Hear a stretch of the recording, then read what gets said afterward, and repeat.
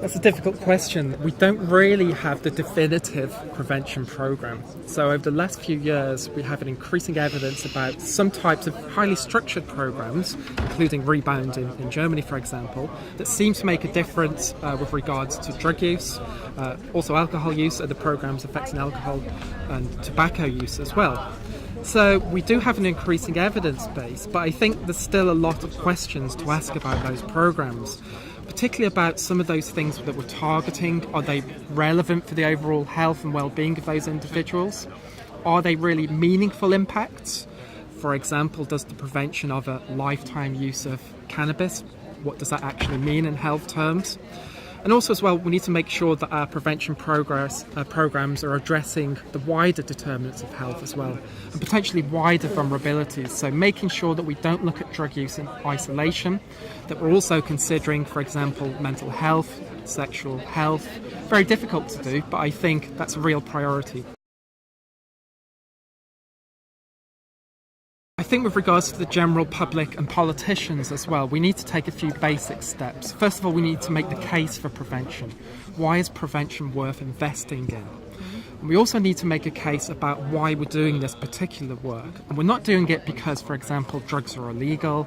We're not doing it because we have particular moral views around drugs. We're doing this because we're interested in the health and well-being of our target groups. And preventative activities are one part of this. So we need investment in good evidence-based programs. But we also need to be able to have honest discussions about other activities which are taking place. What is the overall environment, the social and the political environment in which we're delivering our activities?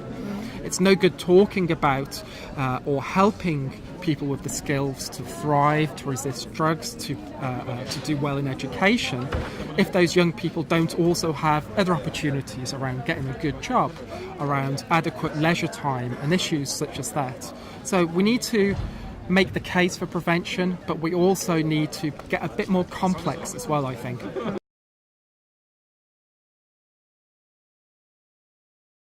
Well, to be honest, I have a lot of respect for politicians, not necessarily on a party political basis, but on some of the difficult choices that they have to make.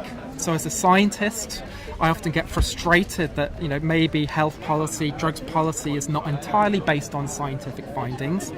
But we also need to recognise that we're, as scientists and activists, we're just one part, we're just one body in a democracy. There's other voices that politicians need to listen to as well. I think it's important that we stand up and make our case, but we shouldn't always get frustrated if politicians and policymakers take other considerations on board as well. We're just one voice, an important voice, but just one voice.